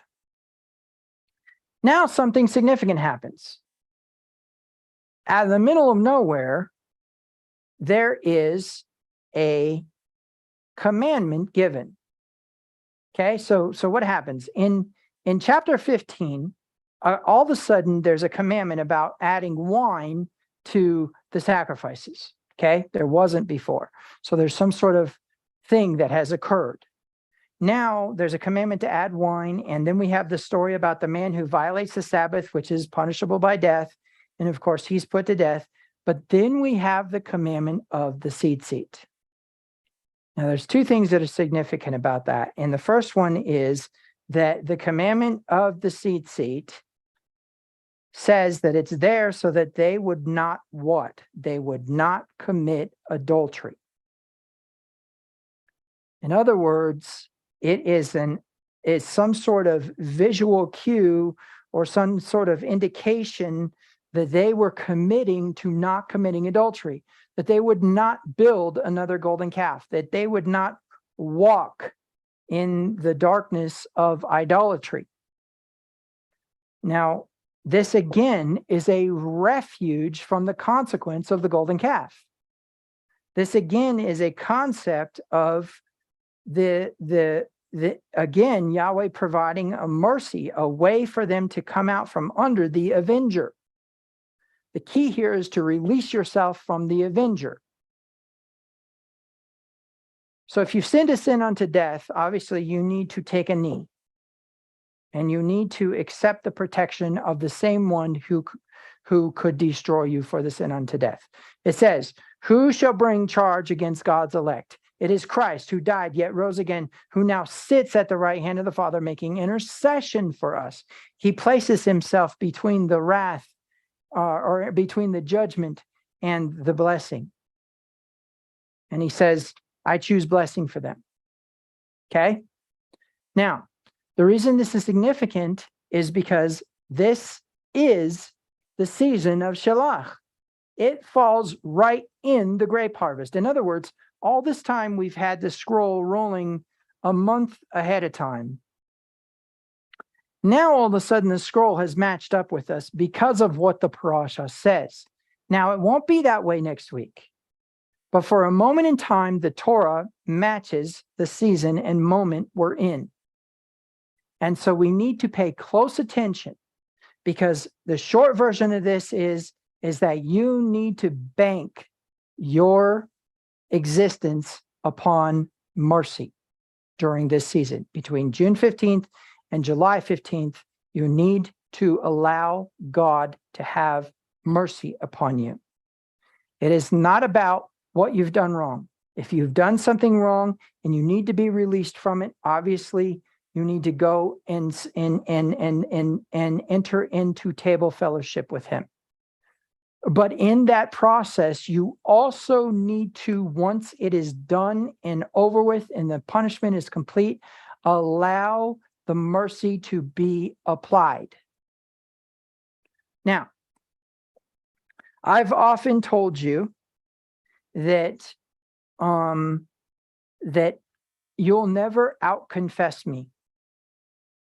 You will never out-sin me, and I will never be impressed by anything that you've done. You won't shock me, okay? I open my door and my time to you to freely come and try to be released from these things. I've done that before Passover. I do that before every feast day, and I've done that before Yom Kippur. But you confessing is supposed to equate to you placing yourself under the mercy of Yeshua. You come to me and you say, I've done this thing. I am not somebody who's going to necessarily release you in the sense of that I have the power to forgive or release you, but in the sense that I am here to listen to you, to listen to your shame, to listen to your anguish, to listen to your frustration, to listen to the things that are going on. But if you do not release the avenger who does not have jurisdiction over you, he doesn't know that he doesn't have jurisdiction. You're telling him he has jurisdiction, therefore he's going to do what he was designed to do, and that is terrorize you. So some of the things that you may be going through right now may be because you are refusing to receive mercy. Them going into the promised land was an act of mercy. They did not deserve to go. And they were already being divorced. They already were being released. All they had to do was go into the promised land, and all of that stuff, all of that jurisdiction would have came off of them. And he was doing it for the sake of Abraham, not them. And he was doing it for the sake of Moses, who had already interceded for them in Exodus chapter 34. And in Exodus chapter 33. So the key here is to understand there is always mercy, always. Now you can walk into Yom Kippur and you can sit there and you can look at the person who's done worse than you and you can say, thank God I didn't do that. Or you can walk into Yom Kippur and say, I'm lower than this one. Now, what's intriguing is Yom Kippur doesn't necessarily have to be that season. Because if you activate judgment outside of Yom Kippur upon yourself, the avenger is going to avenge when you call him. Now, I know this sounds off the wall, but look what it says in in Numbers 14.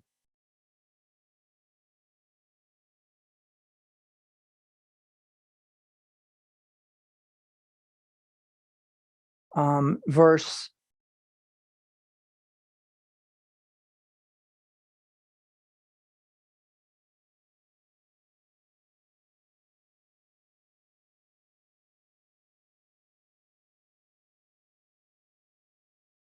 28. Say to them, as I live, declares the Lord, just as you have spoken in my hearing, so I will do to you. That's what I want you to think about. Just take a moment and think about what that says. as you have spoken in my hearing, so I will do to you. How many times have you, as a kid, been in trouble with your parents, and your parents say, what do you think the consequence should be? How many of you have said nothing and didn't say it out of arrogance, but said it out of the belief of mercy?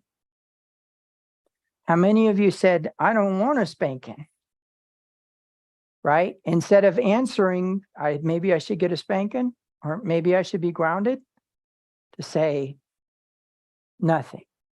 Not from the point of view of arrogance, not from the point of view of saying, I didn't do anything wrong, but from the point of view of mercy, that I believe that you will release me from this consequence, even though that I deserve it. What's my point? My point is that he gave them an option to go into the promised land, even though they said, he's brought us out here in the wilderness to die, even though they said, our little ones will become a plunder. All of the things that they said about him in the wilderness. As for this Moses, where has he gone? Where we don't know where he's gone. And here's what I want you to think about. In last week's parasha, it flat out says, I talked to Moses face to face. How come you don't fear him? And they say, as for this Moses, we don't know where he's gone. Here's what I want you to think about is when you speak about an anointed leader, you need to remember who has put him in authority. And so from that point of view, then as we look at this, there's this concept that was also a speaking against the Lord. He who resists authority resists God. Romans chapter 13, verse 8. And so as a result of that, the principle is then what we have is them constantly accusing him. Well, finally, he's like, all right, you keep accusing me of this. Since you didn't go in, here we go. As I live, declares Yahweh, just as you have spoken in my hearing, so I will do to you. How many of you will then say, I want released from the avenger? I need mercy. Have mercy on me. Chesed, let me find refuge in you. Let me find refuge in you. Now, here's the interesting thing. Check out the pictographic element here. Let's see, we got to go here. So here's the word chesed, which means to what? To bow.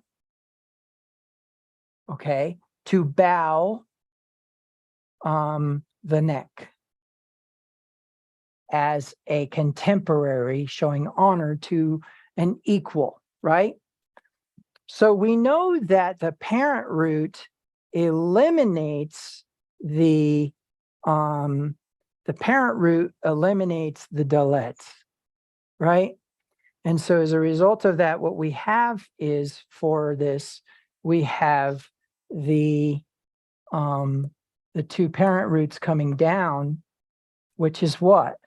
The tent wall, which we'll talk about in a moment, and the thorn. Okay? So the tent wall means separate. And this is to catch or hold, and it is a thorn seed.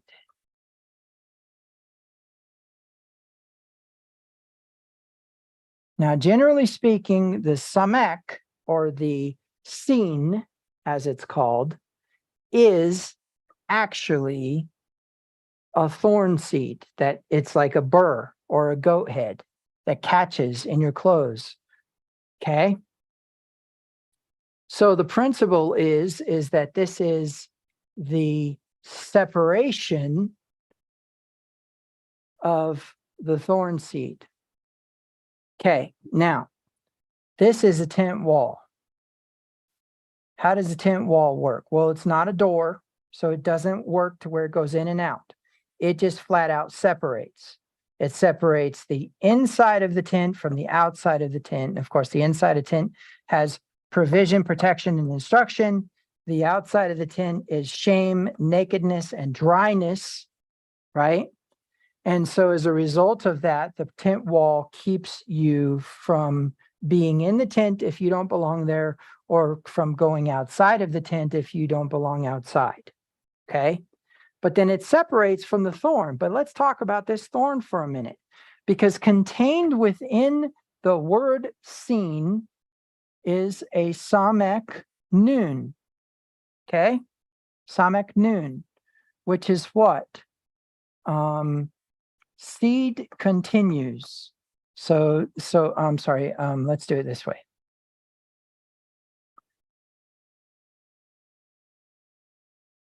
Okay, Samek Nun, which is the thorn seed and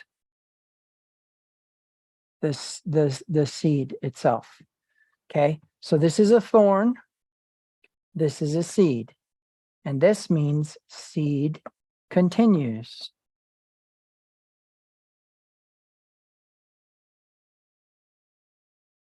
Now, if we were to separate these two by a little bit of space, then we could add this letter. That's a tet.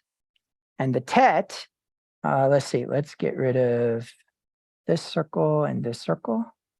And then let's separate this out as well. The tet is a drawing like this. And it means to turn, okay? And so this is seed causes a continual turning, or thorn causes a continual turning. So the thorn always causes this to happen, by the way.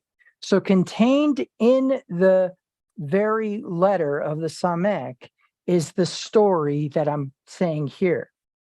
And how is this pronounced? Samek is an S-A, sa. Tet is a T-A, ta. And then the nun is the N, Satan, which means what? Adversary.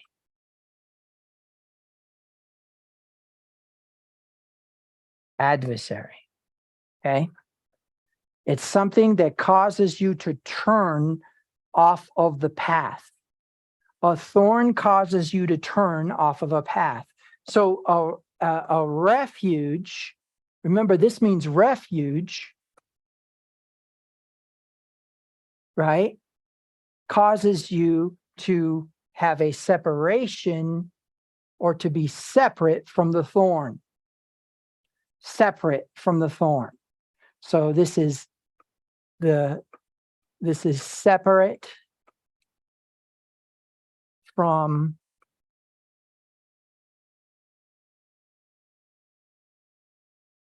the thorn.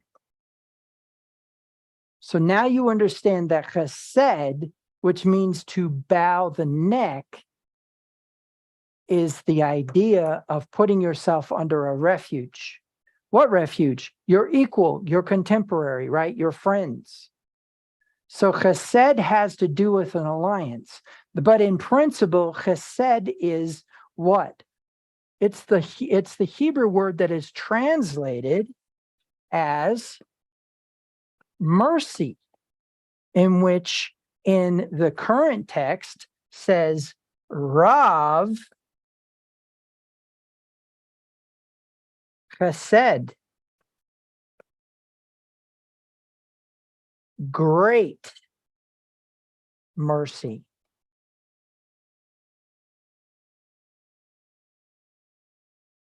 Okay, so that is the pictographic breakdown of chesed. Why is that so important? What's the point that we're looking for here? The point that we're looking for here is basically the idea that we would then become under the refuge of the same one who was seeking to destroy us. That's what this opportunity that they passed up was. Yahweh wanted to destroy them. They had already committed the sin of the golden calf, and now he wanted to destroy them. He already wanted to activate the Torah of adultery, but he wasn't gonna. He was going to give them an opportunity to take refuge in him, to create an alliance with their friend, to bow the neck to their contemporary. Go in, take the land, done. All these other shenanigans in the wilderness, I'll forget about. You can shalach. Go and sin no more. I release you. You do not have to go through this. You do not have to, this doesn't have to go this way. And that's why Moses said in his psalm, today, if you hear his voice, do not harden your hearts as in the days of Meribah, as in the days of the testing. Okay? So, in summary, this parasha just so happens to correspond with our date and time. It doesn't always do that, but it happens to be doing it this year. Next week, the parasha will be off again. But because it mentions the harvest of grapes and we're in the harvest of grapes, that means that this parasha is actually enhanced or intensified as instruction for you this week. It's real simple. This is not going to be a hard week for you. All you have to do is let God have mercy. But if there is any condemning thought or process in you, and believe you me, that's going to be the temptation. That's going to be the message in the Na'um. Everything is going to point in the direction of trying to get you to confess that you are guilty of something you're no longer guilty of because the penalty was paid. Whether it was that you did your time and you're done, whether it was you paid your restitution and you're done, whether it was you came to me and confessed and now you're falling into the temptation again, and this time you're going to overcome it. This I do know. All you have to do is seek the refuge of Yahweh.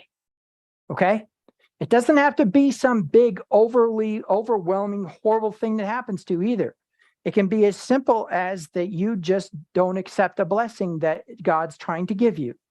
That's it. But the consequences are dire, and they're just really unfortunate. And so, amen.